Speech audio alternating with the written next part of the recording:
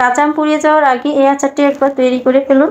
ঝটপট তৈরি করা যায়, একদম সামান্য মশলা দিয়ে, আর কোনো প্রিজারভেটিভ ছাড়া আপনি 1 বছর পর্যন্ত সংরক্ষণ করতে পারেন। কোনো ঝামেলা ছাড়া তৈরি করা যায়। বিশেষ করে ছোট বড় সবাই এটা অনেক পছন্দ করবে। হালকা মশলা দিয়ে তৈরি করা হয় বিধায় বাচ্চারা তো অসম্ভব পছন্দ করে, বাচ্চারা তো এমনি খেয়ে ফেলে। তাই ঝটপট আপনি এটা তৈরি করে 1 বছরের জন্য সংরক্ষণ করতে পারেন কাঁচা আম পুড়িয়ে যাওয়ার আগে। আমি এখানে 1 কেজি পরিমাণ আম নিয়েছি। এই আমটা দিয়ে আমি কাঁচা আমের যে ঝুরি আচারটা তৈরি করব, এটা একদম মিষ্টি দিয়ে তৈরি করব। এখানে কোনো প্রকার তেল আর মশলা, হালকা মশলা দিয়ে আমি ব্যবহার করব। আপনারা চাইলে মশলার পরিমাণ বাড়িয়ে কমিয়ে যে জাল বেশি পছন্দ করেন করতে পারেন। আমি এখানে আমগুলোকে আমি বটি দিয়ে কুচি করে নিয়েছি। আপনারা চাইলে গ্রেটার দিয়ে গ্রেট করে নিতে পারেন। গ্রেটার দিয়ে গ্রেট করার চেয়ে কুচি করে নিলে রেজাল্টটা ভালো আসে। আর এই আমটাকে আমি এখানে 1 কেজি পরিমাণ আম এরকম কুচি করার পরে এগুলো হয়েছে, আমি এরকম কুচি করে নিয়েছি, একটু মোটা করে নিয়েছি। এখানে আমি প্রায় 1.5 কাপ পরিমাণ চিনি দিয়ে দিয়েছি। এখানে আমি যে পরিমাণ চিনি ব্যবহার করেছি আর যে পরিমাণ আম আমার হয়েছে তার অর্ধেকটুকু চিনি আমি মেপে ব্যবহার করেছি। আম যে পরিমাণ হয়েছে তার অর্ধেক। চিনিগুলো দিয়ে একটু স্বাদ মতো লবণ দিয়ে দিয়েছি। লবণ আর চিনিটা ভালো করে মিশিয়ে ঢাকনা দিয়ে ঢেকে রেখে দিব চিনিটা গলা অপেক্ষায়। এই পর্যায়ে আমি মশলাটা তৈরি করে নিয়েছি। 5 ফোড়ন দিয়ে দিয়েছি 1 চা চামচ, আর 1/2 চা চামচ জিরে গুঁড়ো, আর 1/2 চা চামচ পরিমাণ মৌরি, আর 1 টুকরো দারচিনি দিয়ে আমি সামান্য মশলা ব্যবহার করেছি। এগুলো একটা চুলাতে দিয়ে একটু মুচমুচে করে ভেজে নিয়েছি। তারপরে এগুলোকে গুঁড়ো করে মশলা আচারে ব্যবহার করব। আমি যে আমগুলো ভিজিয়ে রেখেছি চিনি আর লবণ দিয়ে, চিনি পানি গলে অনেকটুকু পানি উঠে গেছে, দেখেন আম থেকে অনেক পানি বের হয়েছে।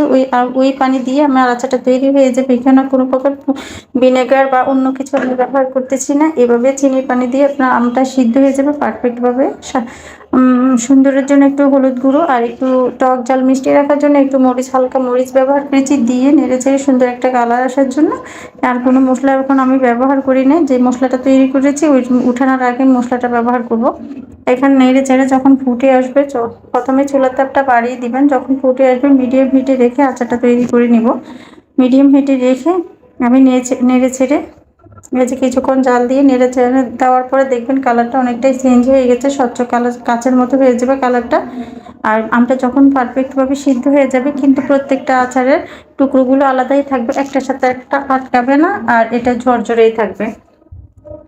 আর আপনাদের পছন্দ অনুযায়ী কালার করে নামিয়ে নেবেন। দেখেন আমি নেড়ে চেড়ে দেখাচ্ছি, কালারগুলো অনেকটাই স্বচ্ছ হয়ে আসতেছে।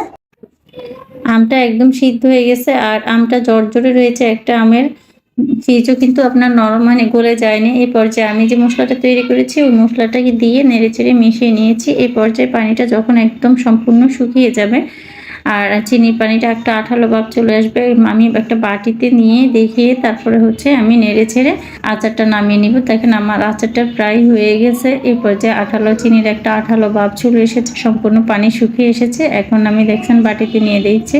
কিছুক্ষণ ঠান্ডা হওয়ার পরে কিন্তু এটা জমে যায় অনেকটুকুই। এভাবে আমি নেড়েচেড়ে নামিয়ে নিব।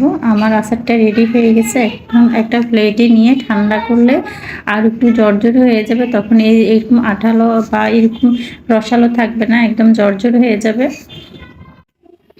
আমি একটু নাড়িয়ে ছাড়িয়ে একদম সম্পূর্ণ শুকিয়ে নিয়েছি। আর আপনারা চাইলে আর আগেই নামিয়ে নিতে পারেন। আমি যেভাবে নামিয়ে নিয়েছি একটু অনেকটাই কালার চলে এসেছে, ক্যারামেলের যে একটা কালারটা ওইটা চলে এসেছে, আঠালো একটা ভাবও চলে এসেছে।